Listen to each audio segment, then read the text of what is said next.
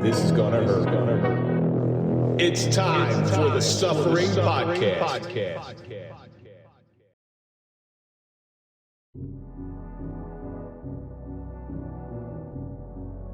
When we're brought into a world, many of our reactions are learned behavior. We mimic those around us that came before, thinking that they must have it all figured out. Second guessing and doubting are instinctual emotions. An unfamiliar response bubbles up inside that is foreign to the way we were taught. You don't know what to do, starting to think that you may be broken, weak, unsuitable for your line of work. That doubt begins to weigh heavily on your mental health. Now we are left with a decision, whether to follow our gut feeling or do as we learned, even if the results are not desirable. It might be time to blaze a new path and take the road less traveled so that we do not perpetuate the same mistakes. The definition of insanity is doing the same thing over and over again and expecting different results. I'm Kevin Donaldson here with Mike Felice, and welcome to the Suffering Podcast. If you're a fan of overcoming adversity and overcoming suffering, then we're for you, because that's what we do here and that's the stories that we highlight. So do me a favor, hit that like button, subscribe to the channel, please comment, ring the bell so you can get notified of all of our new content. Now you can join. Follow us on all social media so you can find out what we're up to. On this episode of the Suffering Podcast, we welcome Keith Shibley all the way from the Washington, D.C. area. We connected over the phone, over social media, and you got a hell of a story. And we're going to talk about the suffering of an advocate, because I've never met one advocate that doesn't come with some junk in the past. So thanks for coming up. Thank you. You got to be able to talk from experience. If you're telling someone what to do, you never did that before. Nobody's going to listen. No. Before we get into anything, let's throw a big shout out to our marquee sponsor. That's Toyota of Hackensack. As police, we don't trust anybody, but we do trust Toyota of Hackensack. So go to toyotahackensack.com and let them find you a car. You know, my father doesn't trust anybody either. No. And he got a car from Hackensack Toyota. And there's going to be another sale this weekend. That one I know for sure. Look at that. And my car's almost up too, so I'll be over there as well. So each week we take a question from our audience. This week's social media question comes from Kenny Rod. It's not Kenny Rogers. It's just Kenny Rod. Oh, Kenny Rod. Kenny Rod. It's his half cousin. So people think that police work is all about seriousness and you got to stay stoic. I've never laughed so hard being a cop in my life out of any of the other jobs that I've ever had. There are some calls that'll just make you piss your pants funny. But see, the funny thing is, when you go on that job and it's funny, you can't laugh on that job. or you try to make your partner laugh. So Keith, can you recall one event? Because I know there's so many of them. That was one of the funniest calls that you can remember. Yeah, there are a lot of them. I think just the funniest one was I was pretty new. I think I was on for. It's always the best. I was on field training or something, and we got a call for a man running down one of the major airports there, completely naked, and I was thinking to myself, they were like, "This one's for you, rookie. How are you going to handle it?" And exactly. I'm like, how am I going to handle this naked dude running down the airport? At least you got something to grab. Oh God. But yeah, I mean, it all worked out, but it was funny and scary at the same time, actually. Yeah. You ever see that guy on the Family Guy, the greased up deaf guy? Yeah. They strip the guy naked, they grease him up, and he goes, "You can't get me." Yeah. Mike, what do you think? I mean, there's so many through a 20-year career. Yeah. I mean, we could say, well, like I said before, we could make a whole show out of this. One time, I was real young on a job too. We had a domestic, and my lieutenant's there, and it was late at night, and I got my flashlight out, and for some reason I kept it on. I was pointing it at the floor. I see a cat on the floor, just looking at the flashlight. So I start fucking with the cat, going like this, moving it closer to the lieutenant. I shine it on the lieutenant's leg, and I start shaking it back and forth. The lieutenant's talking. The cat jumped right on his leg and clawed his leg. And Awesome. The lieutenant goes, "Ah!"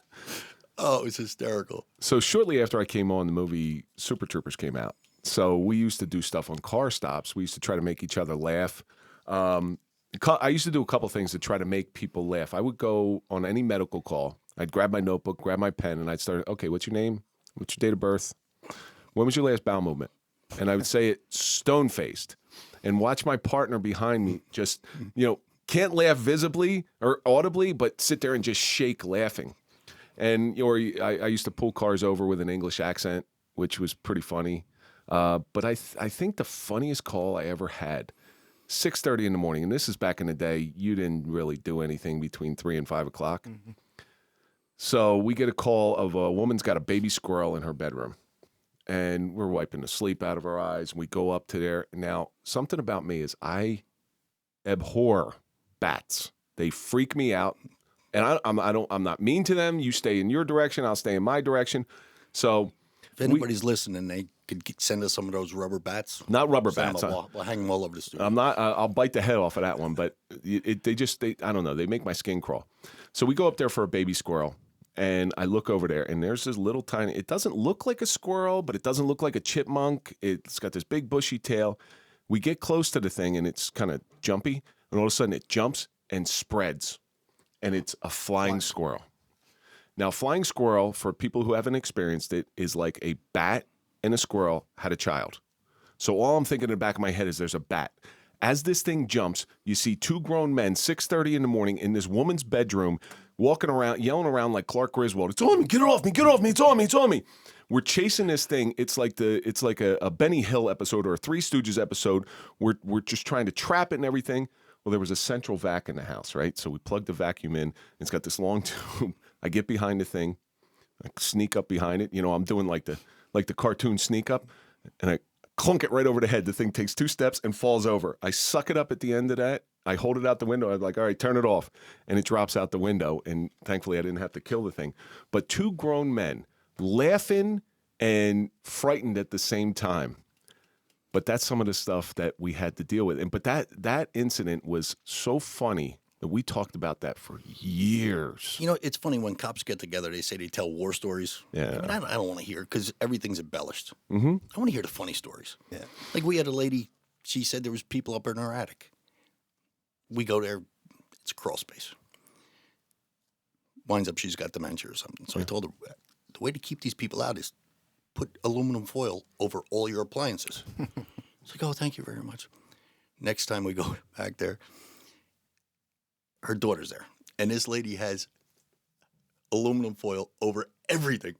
The microwave, the toaster oven, the TV. So the daughter grabs me on the side. She goes, can I talk to you for a minute? I'm like, yeah. She goes, you know who told my mother to do that? I'm like, it was me. She goes, that was fantastic. I had a woman lived right on the corner street, so the cars, we told her that she had to put tinfoil on her, and she was a pain in the ass, but she had some mental issues.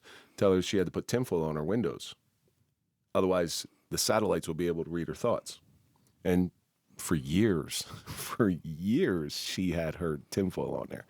So, you know, we used to do whatever we could do to rectify the situation and get the hell out of there. Yeah, right. You on those certain calls, you just want to go home. So Kenny Rod, thank you for sending that question in. Keep sending in your questions, and we do like the fun ones, so keep sending in the fun ones, and we will try to get those questions on the air. Now, what I want everybody to do is go to 234 Franklin Avenue in Nutley, New Jersey, and go visit Gus at Cubita Cafe. Some of the most delicious handmade food made with love and care, and you'll understand when you go there. And expertise.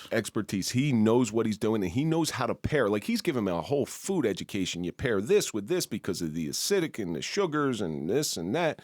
And he cooks very healthy, which is very good for me. It was one of the few times that I've ever gone out to a restaurant and ate things that I don't normally eat, and my stomach didn't hurt. And that's how you know that it's fresh. The staff there is excellent. The atmosphere is excellent. And you know the mark of a good place is how you treat your employees. And I know Gus treats his employees really well, because one of his employees made this beautiful handmade Lego truck of his food truck. His food truck. His Cubita food truck. The Cubita truck. So go to Cubita Cafe, 234 Franklin Avenue in Nutley. Tell them the Suffering Podcast sent you, and you're going to have a good meal. I guarantee it.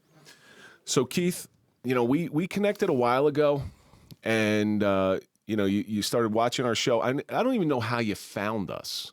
I think it was Instagram. I think I popped up on Instagram somehow, and I clicked on it, and it wasn't any of our Instagram lives. Yeah, and not at first, I don't think. Our Instagram live ones. That's the Instagram live promos. So the promos are the one thing where we just sort of let loose and sort of empty the glass that we ingest in here all the time. So you'll notice our Instagram live posts are a little silly. They're goofy. They're meant to make you laugh because that's our release. Everything we put out is we don't want to be dark and gloomy all the time.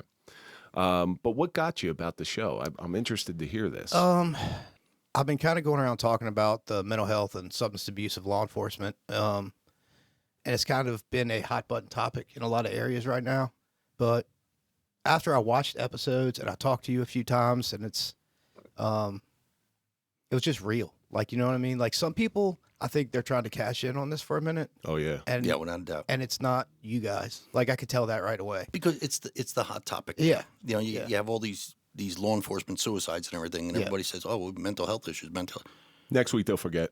Yeah, they'll forget. Yeah. But we, that's why we do this, to keep mental health alive and going, so people know what it's all about. We don't do it for the money. Yeah. What's it? Money. Mission, message, money. Money. And when you chase the money on anything you do, not just podcast world seems to be amplified with those three things. But when you do that on anything you do, like if you got into a peer-to-peer type of situation where you're trying to help a fellow officer not go down the road that you went to, if you got into that for the money, you're not getting very far. Correct. But I remember Amanda Coleman telling me this years ago, and she said, be careful with the whole mental health thing, because while there is a lot of money being thrown at it, be careful what you take. And we haven't taken a dime from the show. Every bit of sponsorship that we get goes back into the show, because I think it would be disingenuous of us to take any money out of this. We're doing this for the betterment of somebody across the table from us, getting their story out. So the mission, message, money, if you take that into every endeavor outside of your career, of course you need money to live. I get it. I understand it. Trust me, I need money to live. I got 2 growing boys. But the money will follow. Yeah. You do what you love. And actually, I learned that from, do you like motorcycles at all? I mean, I'm not into them like that, I guess. So there used to be a bike builder in Brooklyn named Indian Larry. And Indian Larry, when he was younger, was a big, he was a bank robber. Unfortunately, he used to do this stunt where he'd stand on his bike and ride his bike standing on the seat. But in 2005, he fell. But he was a beautiful bike builder. And go on Fail Army, and you could see plenty of those guys standing on their bikes. Right. So, but Indian Larry used to make bikes. He made a frame for a motorcycle out of chain. He was a welder. Wow. So gorgeous stuff. And I'll never forget. I was watching Biker Build Off or one of those things, and he says, "If you do what you love, the money will follow." And it seems like you have a love for trying to get this word out. But before we get into what you're doing now, I know anybody that's, like I said in the beginning, anybody that advocates for anything comes from a place of experience. So why don't you tell our audience a little bit of how you grew up? I grew up in Richmond, Virginia. Start smoking at an early age? Yes. But right as soon as he got out of the hospital after birth. Well, if you write down 95 is the Marble. Phil Morris. Yeah. Phil Morris. Both my parents are from Lebanese descent, and we have a very big family down there. So I grew up with a lot of family. I do dig your bologna. It is pretty good. That might have been the gayest thing you've ever said on this show. Don't judge me. I didn't even think Don't about it that judge way. me. Just had a whole Didn't even judge. think about it that way. Thank you. But it was a very good childhood. Very close knit family. Parents are both supportive. Yeah. Great parents, brothers, Were your parents 2 born sisters. here, or did they come over from? My parents were born here as well. Is there like a Lebanese community down that way, or did they just matriculate to Richmond? It just I can't say that big word. Went to Richmond. I think when my grandparents or great grandparents came here, they were in Detroit, up north, and then everybody just ended up in Richmond. Mm-hmm. But it was great, man. There was a Maronite Catholic church we all went to, and it was like on 10 acres. They had a swimming pool and basketball courts and real community-based church. So you'd be excited, like, even if you didn't want to go to church, you want to go to church because afterwards you're swimming and playing with your cousins, and it was a big community thing. It still is down there. But I have a very supportive family, but very old school too, Explain that. Just, it wasn't really, I don't think it was beaten into us, but it was kind of like, the emotional stuff. Men don't cry. Men don't cry. Yeah. like old school Lebanese ideals. Yeah, I mean, it was more of just like the masculine part, like most of the women never worked. They stayed home and did, kids and all that stuff, and the men went out and worked, 6 days a week, whatever they needed to do but that was your job. Like your job was to provide for the family. And I took that plays into my situation, down the road. There's a lot of pressure Yeah. providing for your family that way.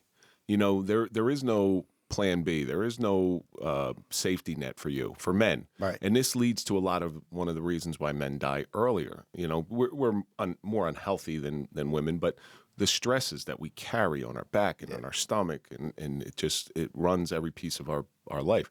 Now, are your parents still with us? Yes. They are? Both my parents still live in Richmond.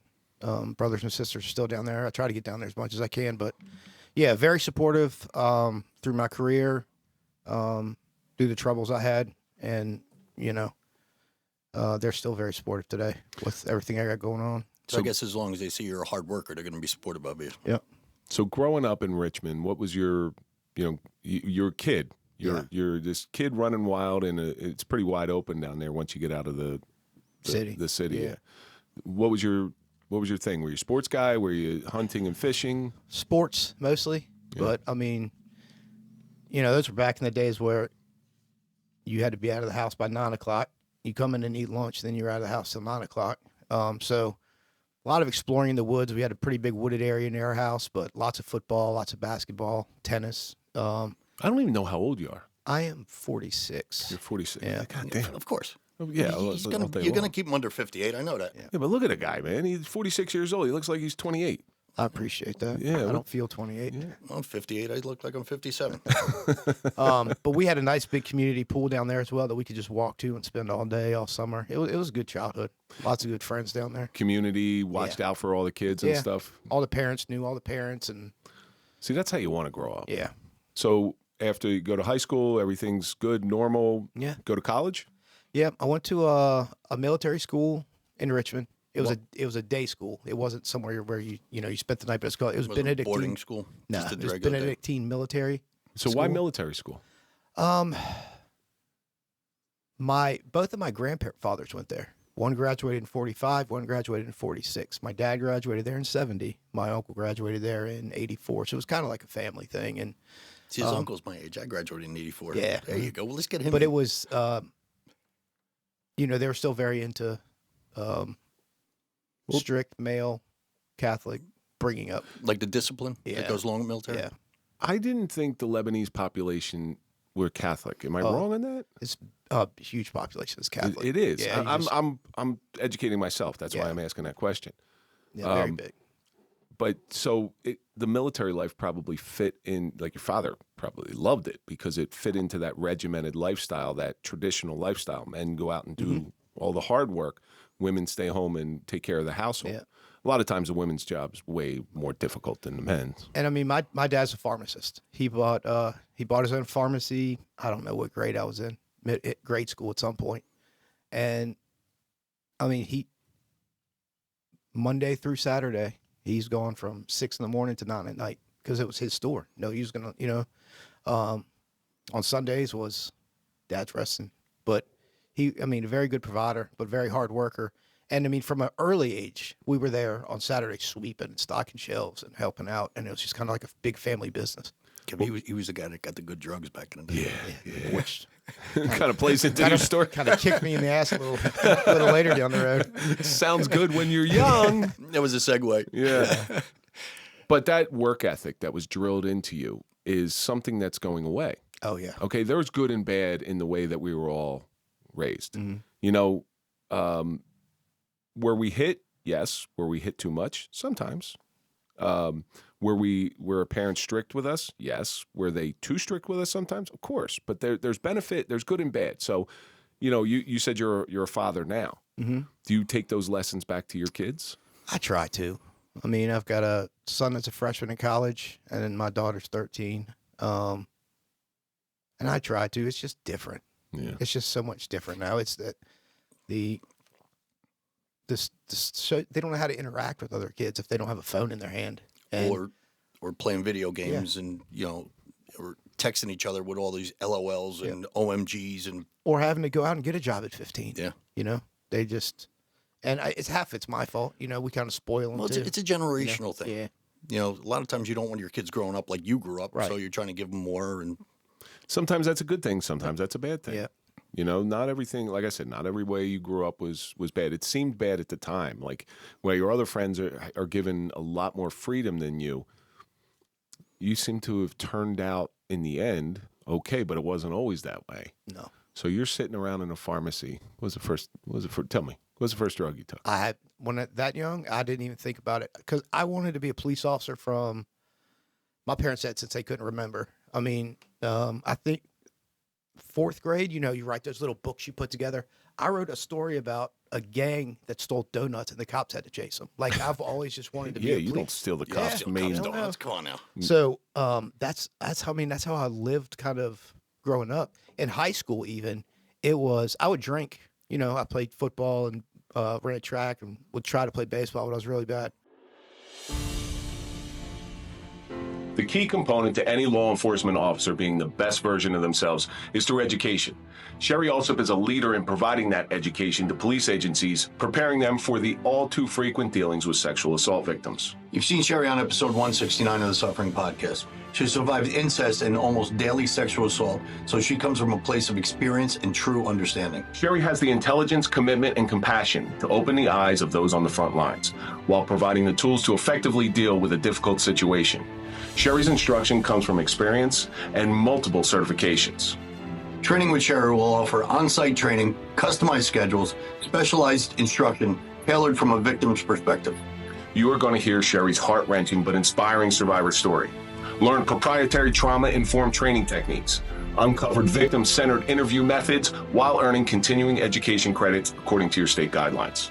To be the best, you must learn from the best. Let Sherry also guide you through the delicate cases of sexual assault from a victim's point of view.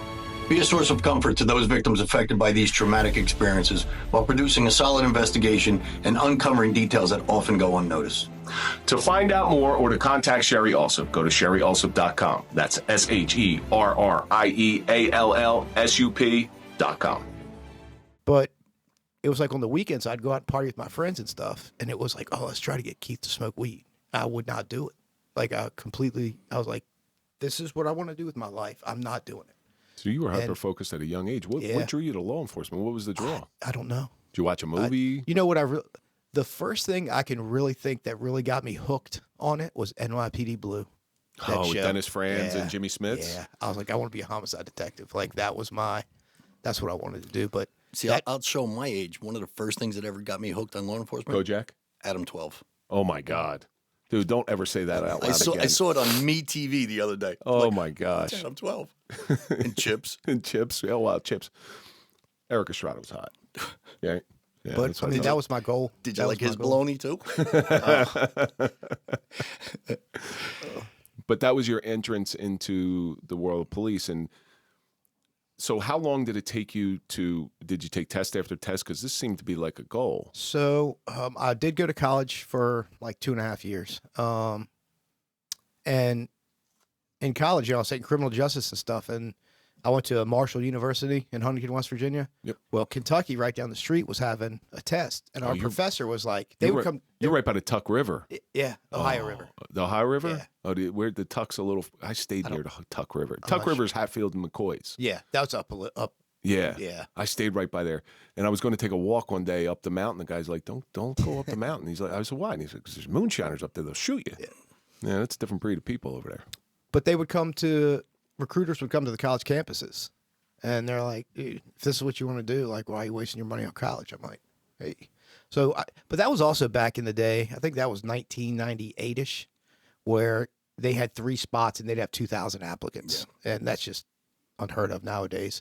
But I took the test and went through some of the process. Didn't get selected.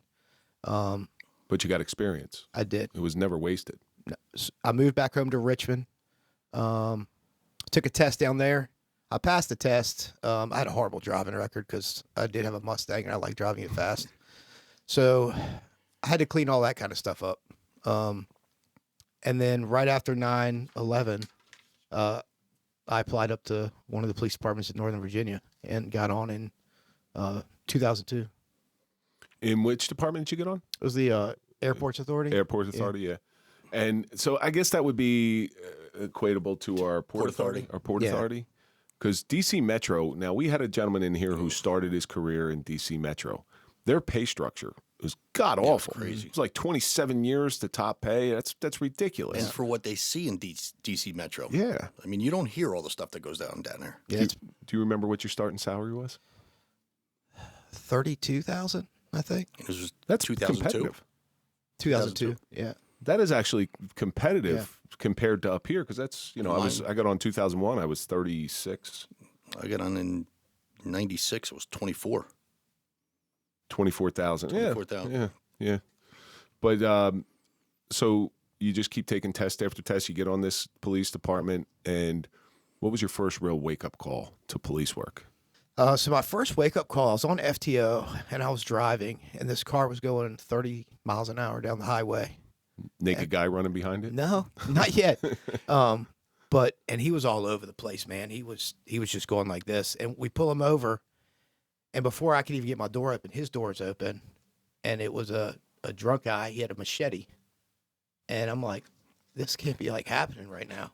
And then he dropped it and he fell down, and we arrested him. But that was like, It's like the first oh shit moment. yeah, that split second was like, okay, this is real, You're not Jimmy Smits, No. going after the event itself, taking the notes. Yeah, So there was, and there's no commercial breaks. yeah, exactly. So you sort of had this holy shit moment with this wake up call, and I'm assuming did it change your mindset a little bit? No, I mean, afterwards, like, the adrenaline dump was addictive. I mean, Did you ever get one of those calls, one of those hot calls, after the call's over, you sit in your car and shake? Oh yeah, all the time. when I left and went to Richmond City Police, we had no pursuit policy, which was amazing. After every car chase, my right foot would just go like this. No pursuit policy, so you could just go. If they ran, you ran. Wow. Yeah. That's It's crazy. You go to one of these high end calls, and people will say like, "Weren't you scared?" not during a call. You didn't have time to. You got back in the car, and as you were shaking, you were saying, Yeah. "Holy shit, that was crazy." Yeah, it was close. First time that ever happened to me, I'm like, am I a coward? Yeah. Because I'm Yeah, shaking, right. but that's not what's making you shake. It's that Yeah. high adrenaline. It's that adrenaline dump like you talk about. And it's the weirdest is. feeling in the world. I think that the first time I ever felt it is I jumped out of an airplane, right? I had a parachute, so, spoiler alert. Obviously, you're still here today. I won, and I'm alive. But I remember hitting the ground and I couldn't stop shaking. I was like, what the hell is this? It's that adrenaline dump just coming out of your body. And then I experienced it. So I was somewhat familiar, but I remember first time it happened on a call, I just stood there and like this. I go, what the hell is this stuff? And then as you go move on, it just never happens again. It just slowly fades out. Right. With me, the adrenaline dump wasn't necessarily my hands; it was my legs. Yeah. So Yeah, you me go to too. that crazy call, Yeah. right, and then you go back to headquarters, do the report, and I'd be walking to headquarters like couldn't move my legs. So any other good calls in Richmond? Oh, there's a lot in Richmond. One of my first ones that really got me like into Well, Richmond has its bad areas. Oh, yeah, Richmond. Yeah, Richmond's pretty rough. But the call that got me, like, where I felt like my first stick out your chest moment was I was just cut loose off field training, running the highway, and this car came out for an abduction from King's Dominion, which was like 45 miles away. And they give you the tag in the car, and I'm running down the highway, and there's no cars. And I just see taillights up there, and I get right behind them. I'm like, oh, shit. I was like, Check. That's so the I was car. like, I get on, double check it. I remember I got on the ramp. I said, "What did you say that tag was?" And they gave it. And I said, "I got the car."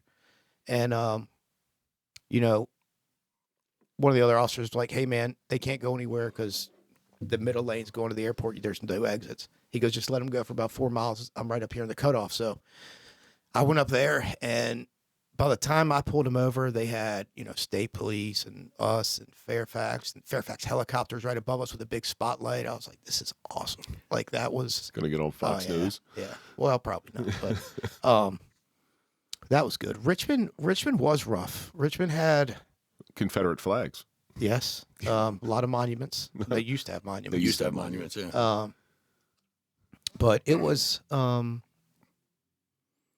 mean, I think we averaged when I was there a little over 100 and some murders a year. So we had, one every 3 or 4 days, but there were some pretty bad ones.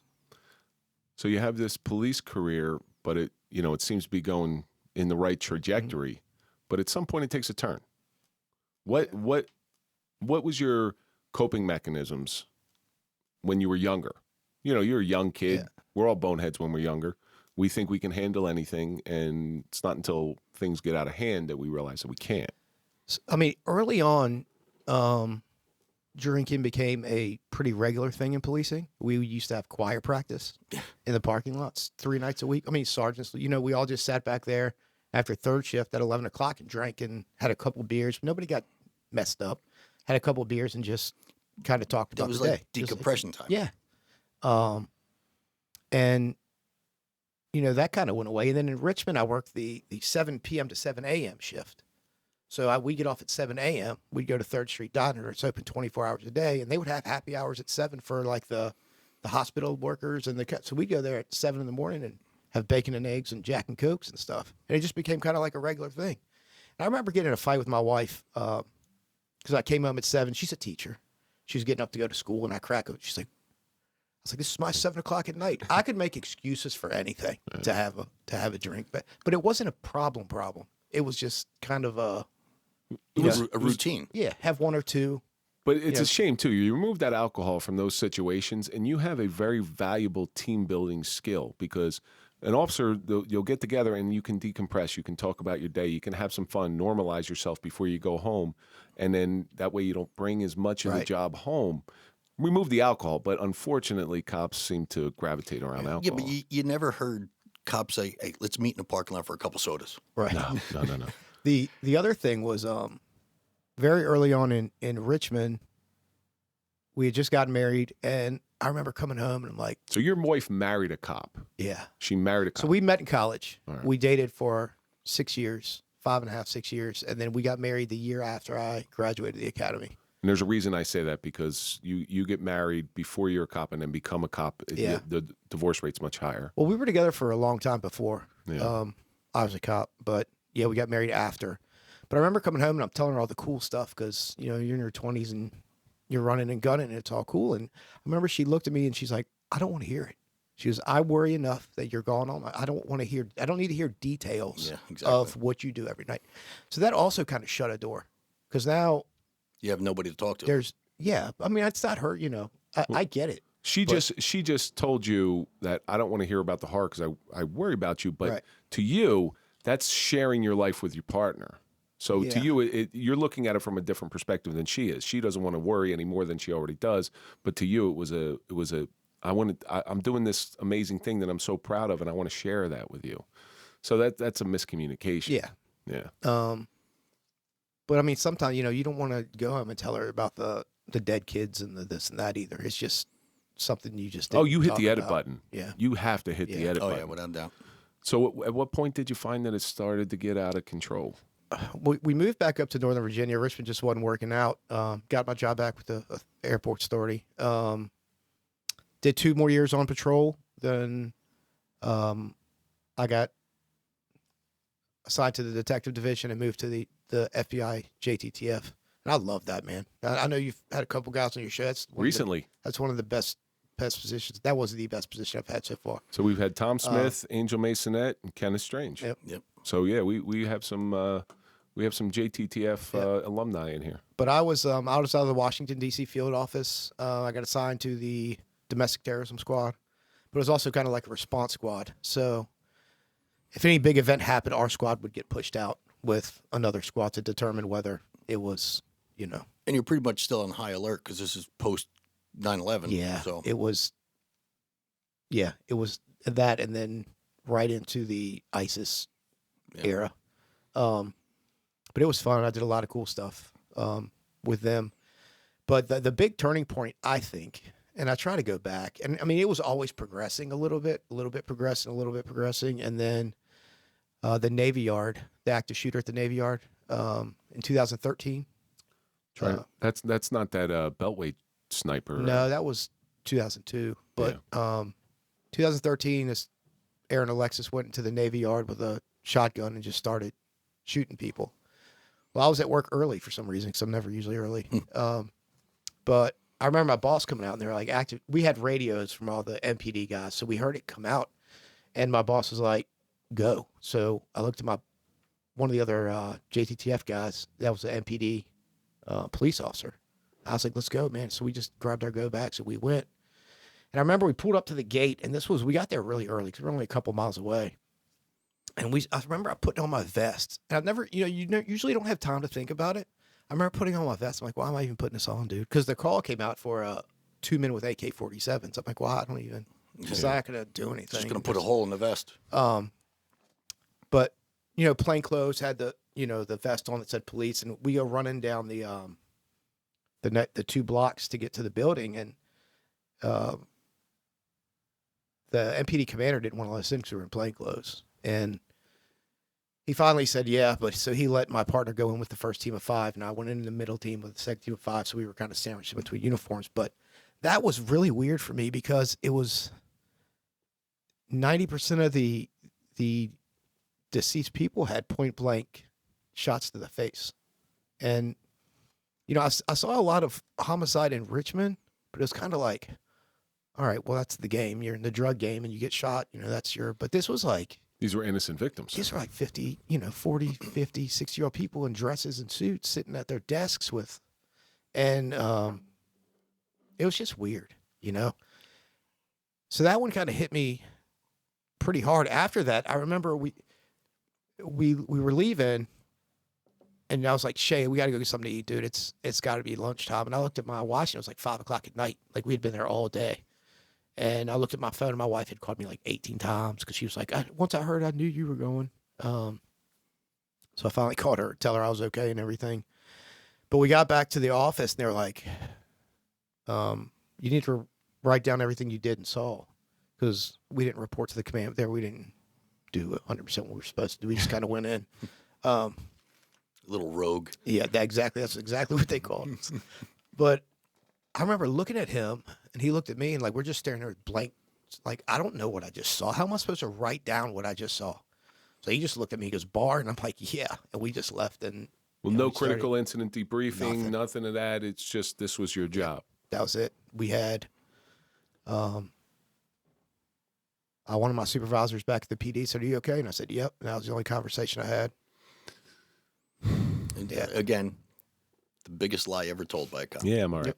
Are you okay? I'm sure. I'm okay. I'm fine. But after that, everything kind of escalated a little bit. I had an injury, bunch of messed up discs on my back. The doctor gave me opiate, Percocet. Oh, first time I took it, I loved it. I fell in love with that crap, dude. Hey, your body feels good. You sleep well. Exactly. Get on the phone with your father. Hey, Dad, give me some of these Percocets. Right? he had sold his pharmacy my senior year, but it turned the machine off at night, and that was the most important thing. Like, it just turned it off, and I could sleep, and I could wake up, and I had a full night's sleep, and I was like, this is the miracle drug for me. And when you're having a little bit of a rough day, you take an extra one. Yeah. Yeah, I know that game. Have one, take a couple beers. Mm-hmm. And I remember that's the enhancer. Yeah, I remember going to my doctor and telling him, I said, man, I think I'm getting hooked on this stuff. He goes, why? It's like, one's not doing it. He goes, no, you just need to up your dose, man. I was like, okay. And really, at this point, addiction never even crossed my mind because I'd never done drugs. So when opiates came out in the medical field, do you know the initial study said that only 1% of people are going to become addicted to them? Yeah. Yeah. That's how big of scumbags the pharmaceutical companies are. They're only looking for the money. They don't care. And then they come up with the drug to get off of the drugs that they make. Exactly. Yeah. And then after I rode that train a couple more miles, I took it off the tracks, man. I knew I was messed up on it. I didn't care. And that's when all the big problems started happening. After I was on them for a while. I knew I couldn't sustain this. And did you ever try to kick it? Yeah. And what happened? I didn't know what it was at first. I was like, why do I always get the flu when I don't have my medicine? Well, it finally, it kicked in. I was like, dude, you're dope sick, man. Yeah. And that's, Can't sleep. Can't sleep. Body aches. It's horrible. The best way I described it is it's like spiders are crawling all over you, but it's not spiders. It's more like they're in your skin, and you just can't relax. You can't. And your stomach is just doing flips. And then there's the constipation. Yep. So people don't talk about that. Opioid-induced constipation, OIC. They'll identify it on TV as OIC. So I thought OIC was officer in charge. Now it's opiate-induced constipation. It's the real thing, man. As a matter of fact, did you ever see the movie Chips, the new one they made with not yet. Dax Shepard? He's this ex-motocross guy, and in order to even get on the motorcycle, he's got to take a handful of oxys. And his partner asked him, was like, when's the last time you took a shit? And he goes, I'm normal. I took a shit last week. It's accurate. Oh, yeah, it's very accurate. Just think how much you save on toilet paper then. Yeah, but it comes out like a stick of dynamite. It does. It's, yeah. It's not to get too gross, but it's the real thing. Like, people don't understand. Like, there are so many different side effects to this damn opiates that they never saw coming. And unfortunately, the doctors just kept prescribing, never noticing. And now it's rubber band back so far the other way that post-surgery, they won't give you them. No, correct. I've had 2 spinal surgeries since, and it's pretty rough. When you really need them. I had 3 neck surgeries, never got Percocet or anything like that. And when you need them, that's when you need them. You know, I understand. Give them to them in a controlled situation. There are purposes for these things. But it's the abuse of them, obviously. But I mean, I knew I couldn't keep doing this. Like, was it affecting your work? I mean, not really, to be honest with you. So for a long time, you felt like you were good because, hey, I could do this all night, and I could get up and go to work and be an effective officer. I was still getting cases done. I was getting accolades for them. I was like, it started affecting my home life. But, my brain at the time told me as long as you're paying the bills and bringing home the money, then that's your job. And you go to that default setting from when you were a kid. Yep. Well, that's addict justification. It is. And I could justify anything back then. But I knew I had to get off of them. So I did, but that's when the binge drinking just went out of control because I didn't want to feel I just wanted to. So you just took your one addiction out and replaced it with another. Exactly. And, I didn't really understand addiction, but I mean, that's how it works. What was your drink? Anything with alcohol in it. Oh, really? So it graduated from beer, a couple beers to whatever you could get your hands on. Yeah, I mean, the big alcoholics drink that everybody drinks is vodka because you can't smell it, which is the worst lie ever. Yeah, you can smell it. Yeah. But I would drink anything. I mean, beer, liquor, both. But there had to come a point where you said, this is, you got years of abuse, not only prescription medication, but also alcohol abuse. At some point, it's got to stop. Right. What was your come to Jesus moment? Come to Jesus moment. I remember for so long, it was like, like any good alcoholic, I'd hide my vodka under the bathroom sink in the basement because nobody will ever find it there. Toilet tank. Yeah. I didn't go that far. I did. Just... not in the toilet where you shit, but in the top. Yeah. Where you're giving an upper decker. Exactly. But, I mean, I remember looking in the mirror because I wanted to stop. I just couldn't do it. I would be driving home from D.C. and I'm like, I'm not going to the liquor store today. I'm not doing it. And I would pass the liquor store that I usually go to. And I'd end up past my house at the next liquor store. And I'm like, how the fuck did I get here, dude? You just described every alcoholic's journey down. Yeah. And I always try to pinpoint what that is that stopped you from driving past or what stopped you at that liquor store. For me, I think, and I'm not 100% certain, it's the fear. It's the fear of having to go through the withdrawals, feel the normalcy that I didn't want to feel because my normal wasn't normal. So I think that's what it was. I mean, it was 100% that. Yeah, I didn't want to feel the shakes or the sickness or I didn't want to feel anything, which is why I just kept doing it. Do you think it's self-conscious too? You're starting to feel bad about yourself. Say, if I just pass one liquor store, maybe I'll feel a little better because I passed that one. Let me just stop at another one. Let me just take a little bit to feel normal. Let me just, just a little bit. I'm good. I'm just going to take a little bit. Yep. I'll feel normal, and next thing you know, normal turns into down your road. But there had to be one moment where you were done. Was something happen? I went overseas for a trip, and my one of my sisters had married a Lebanese guy that still has family in Lebanon. So she was like, well, take a week and come to Beirut and, you know, we'll go party and stuff. And they actually got a really good party scene there. And I got so trashed the whole time there that by the time I flew back home, my sister had called my wife. And she goes, if Keith keeps doing this, he's going to fucking die. And so by the time I got home, my parents were there. My wife was there. And they kind of had like the family intervention type thing. Wow. Yeah. Were you resistant to it? No. Well, no, I was not resistant at all to it. I knew I had to. Like, this was the punch in the face I needed, right? He knew the jig was up. And, I mean... You're fortunate that they cared enough for you correct, to do that. Yeah. And, you know, they all said good stuff and whatever, but it was... all I had to hear was what my wife said. She goes, you got one shot, or I'm taking the kids, and I'm out. And I'm like, okay. Like, I got it. Let's do it. And... the ultimate leverage. Yeah. But it's the thing that kept me from doing it when I wanted to for so long is my ego was kind of really big at the time. It's like, how does the one cop that works at the FBI with a top secret clearance that answers only to the chiefs, how do you make that phone call? You know what I mean? Yeah. Like, how do you pick up the phone and make that phone call? But, you know, she gave me an ultimatum, so I said, fuck, I mean, that's more important than... you know, that making that phone call is a job ultimatum also. yeah. You know, you Oh, don't it make was. that phone I thought my career was done. Yeah. I thought it was over.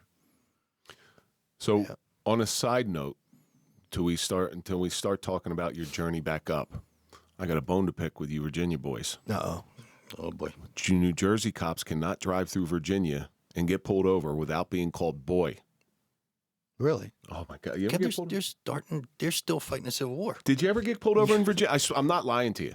I'm not lying. Was to it you. Southern Virginia or Northern Virginia? Because that's kind of okay. two different states. You know, I don't once know, you but cross Fredericksburg, it's I a get- whole other state. I got pulled over and they're like, boy? Did you just call me boy? We had a police caravan going down to New Orleans after Hurricane Katrina. Whole caravan. I think I remember hearing this. Virginia State Police pulled over the whole Yep. caravan. I remember You hearing don't, that. boy, you don't speed through my state. That was Southern Virginia. Thank you, Sheriff Justice. No. So what was your climb back up like? Rough. It was really rough. Did you go away? Yeah. I didn't know how it worked, right? So I called several people in my chain of command, and a couple of the first phone calls didn't go so hot. And then I called this one person, and he finally, like, smacked me in the face with some reality. You know what I mean? He's like, Keith, he's like, fuck the police department and fuck the FBI. He goes, the day you retire, they're not going to give a shit who you were anyway. They're going to place you with somebody else, and the machine's going to keep moving. He goes, you need to take care of your family. And it finally, like, just hit me, dude. Because I was putting my career kind of first for so long.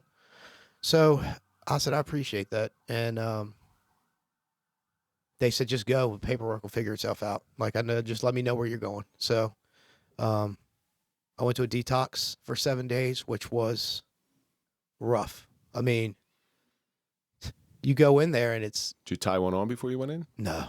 See, that's great. No. That's great. You know, if my wife wasn't there, I probably would have, to be honest with you. But I didn't. So when I went into rehab, I went in clean, sober, Yep. committed to Yeah. the process. So I had about a day and a half when I went up there. But it was, you know, how did I get here?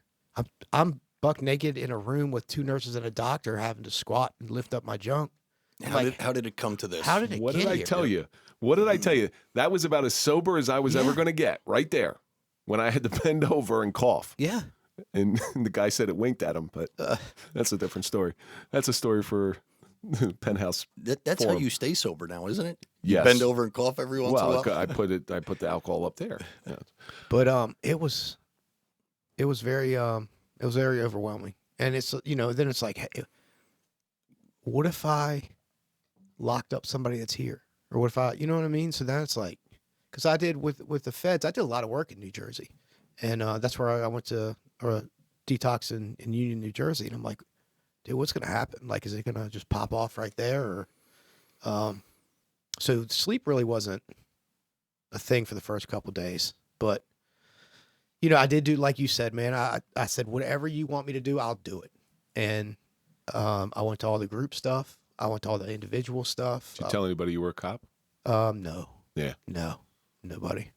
You want to go in there as Yep. inmate whatever, Yeah. 9274, you know? I wasn't telling anybody, Yeah. but it was it was overwhelming. They found me a 30-day treatment back in Northern Virginia. It was a nice bougie. Country club. It was in a mansion. We had a chef.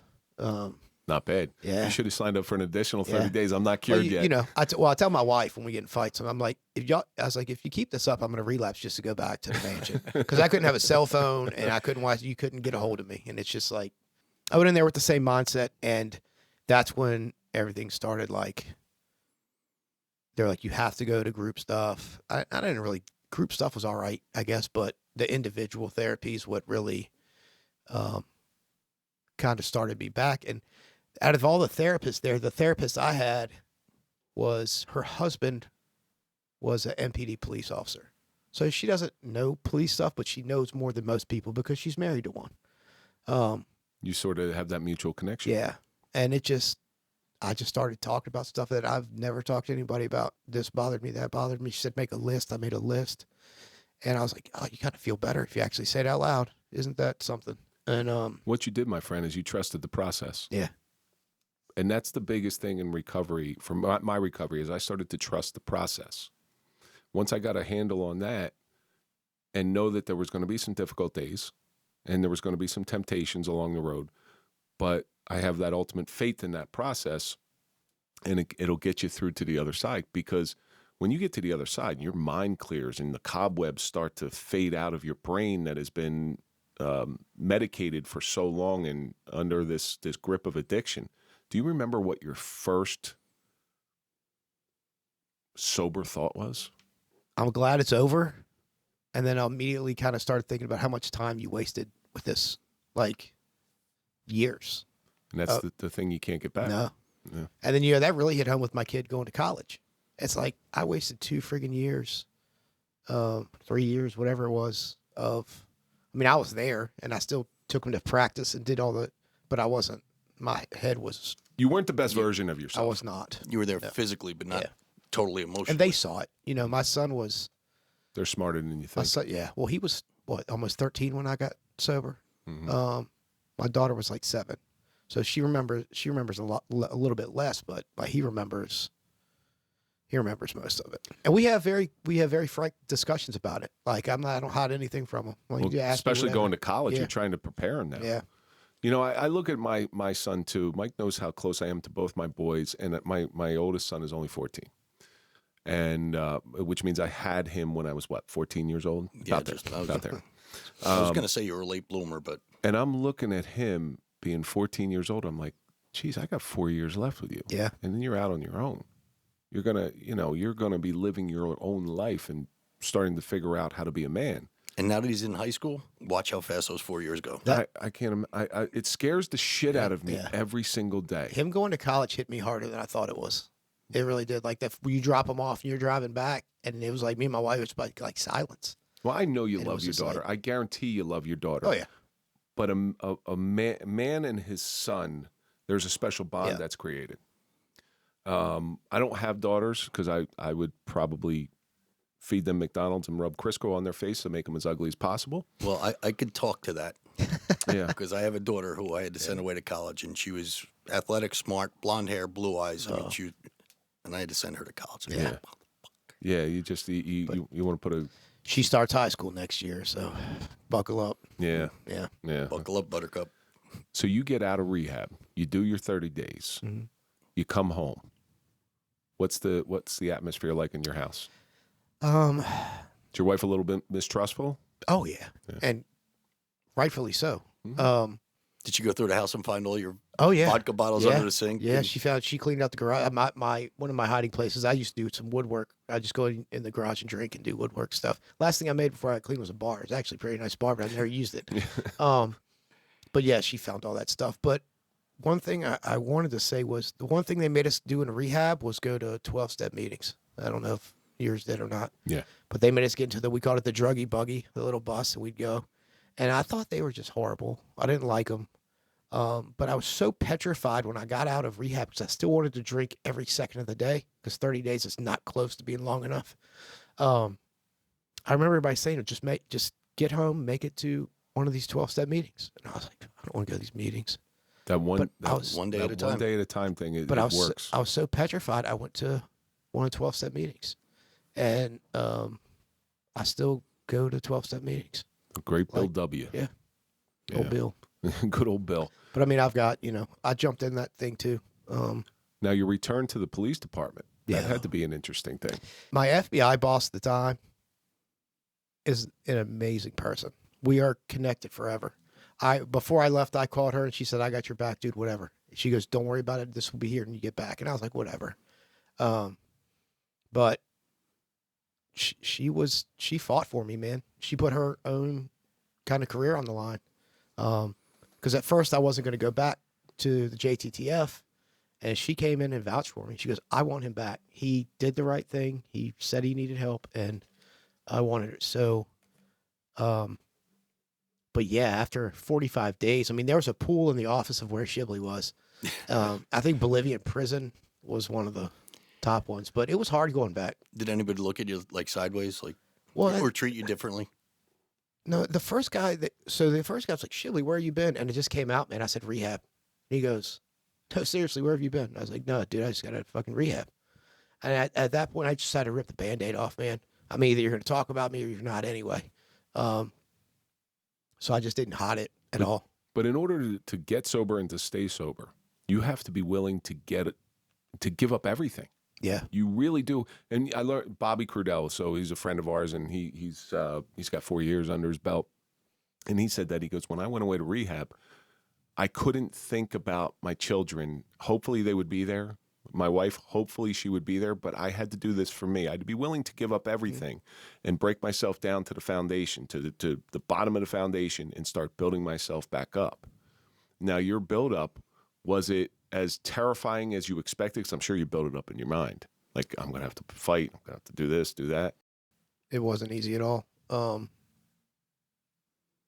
But honestly, like, my wife was so supportive on everything. I mean, obviously the trust had to be built back up, but I don't know why she stuck. She had every right to be gone. You know what I mean? Yeah. And it's she stuck it out, dude.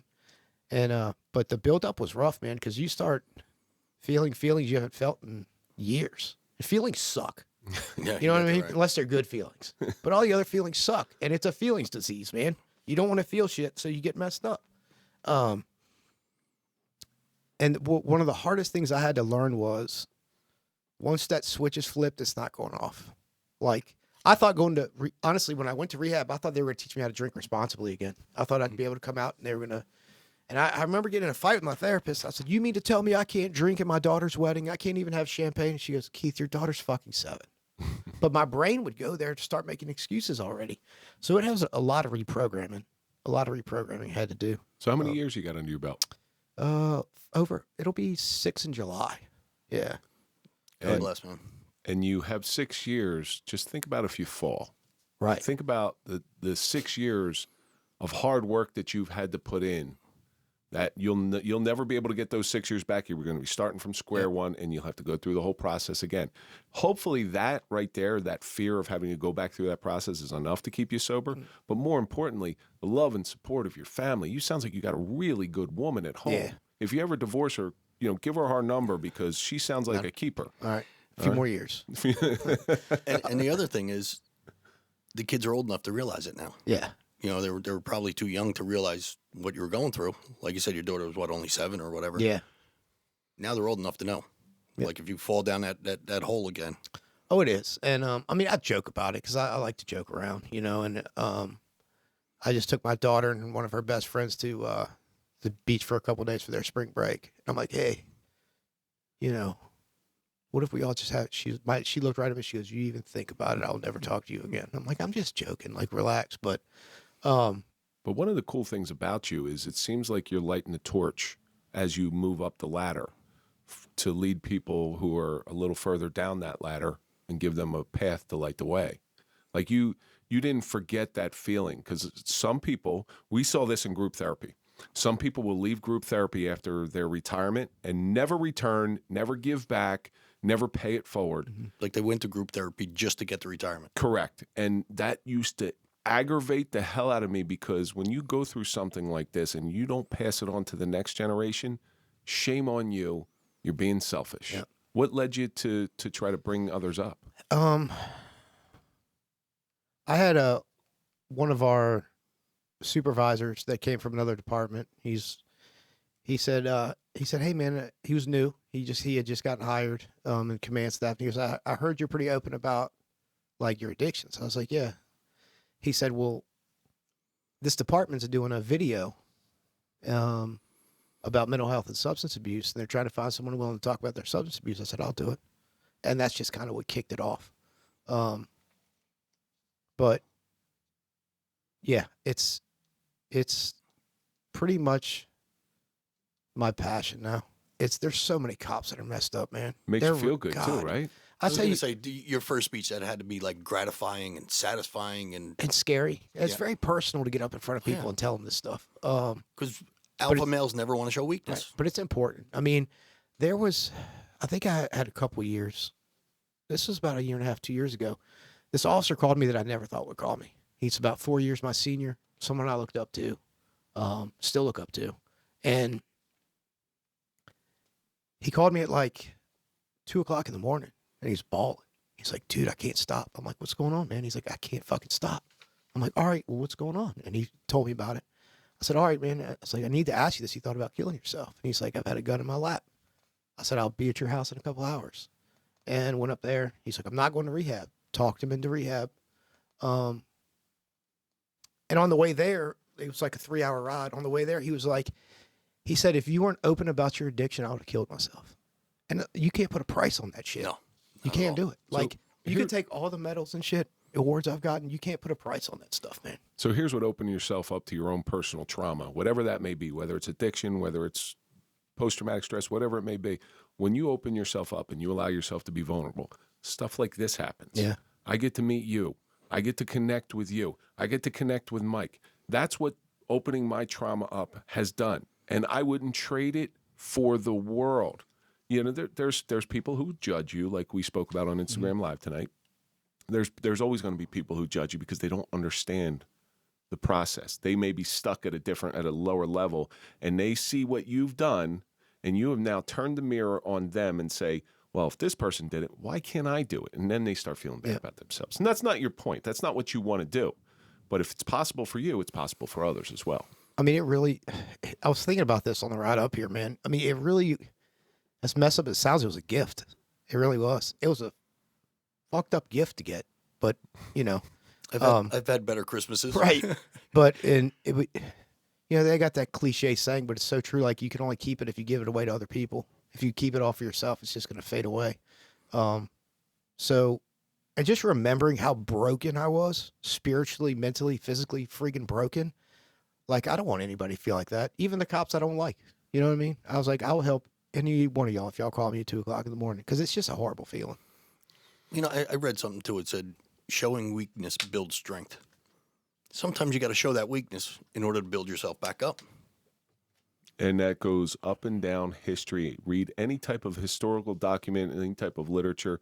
The hero only reaches their full potential when they show their vulnerabilities. Yep, exactly. That is 100% true. So, Keith, what I want you to do for our audience so they can find you, because you're doing some really good work, why don't you give out some plugs? Give out your social media. Make sure people can find you.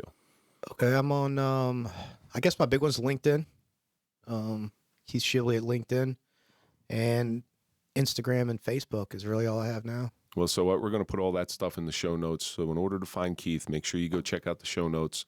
And also leave a comment for him because he's doing great stuff here. He came all the way up from DC, and thankfully you did, because that's an amazing story.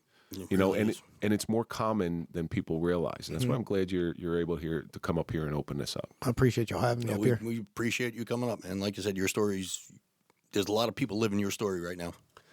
So, Keith, we're coming to the end of this thing here, and we always end every show the same way. You've gone through this path to always wanting to become a cop, to get your dream job, to get the thing that you've been working for your entire life, only to almost lose it. And you've been through some Marry your dream girl and almost lose that. Yeah. But this stuff has taught you some stuff. So why don't you tell me what your suffering has taught you? It's taught me a lot, you know. You can be a masculine man and have emotions. You can express your emotions. You can cry. And that's okay. Like, you're not any less of a person. And you know, this job it's an amazing job to have, but it's also, people don't talk about the price tag that comes along with it too. It's a great job, but it has its consequences. It does. But the bottom line is it's just a job. It is just a job. But, you know, nobody knows cops better than other cops, you know? And if you see one of your cops not acting right, or, you know, coming in late or looking disheveled, or like, say something. Because we all know cops that we've known for years that everybody's like, oh, that's the guy. And nobody ever said anything to him, man. And your conversation could spark him going and getting the help that they need, you know? You see a cop getting a drunk drive, getting a DUI. Well, nobody understands why you got a DUI. Right. Nobody's ever asked that question. He's just a dumbass who screwed up. Or, you know what it is? They'll expect it. Oh, yeah, he's been drinking like that for years. Yeah. Why not say something? We knew that was going to happen, and shame on you for not saying anything. Yep. You know, I think the real thing that it taught you, who the real Keith Shibley is. Oh, absolutely. So, Keith, thank you so much for coming in. We really appreciate you. I know it's a quick hour. It goes fast, but you got a great story, and I can't wait to see what you do in the future. And now that you're here, you're always family. So when you do something, you have to share it with us, because we will share it with the world. Absolutely. All right. So that's going to do it for this episode of the Suffering Podcast, The Suffering of an Advocate with Keith Shibley. And let's think about all the stuff that we learned. Lebanon bologna is delicious. There's good ways and bad ways that we all grew up. Addiction is a gradual progression. Kids are the ultimate leverage. Feelings suck. Trust the process, but most importantly, you have to prepare to give up everything in order to totally heal. And that's going to do it for this episode. Don't forget to go to popple.com, get your digital business card, put in the code TSP20 for a 20% discount. Follow us on all social media. That's Instagram, Facebook, LinkedIn, TikTok. Ex-hamster. Follow Mike at Mike_Falaise. Follow me at Real Kevin Donaldson. And of course, follow the Suffering Podcast. We're going to see you on the next episode.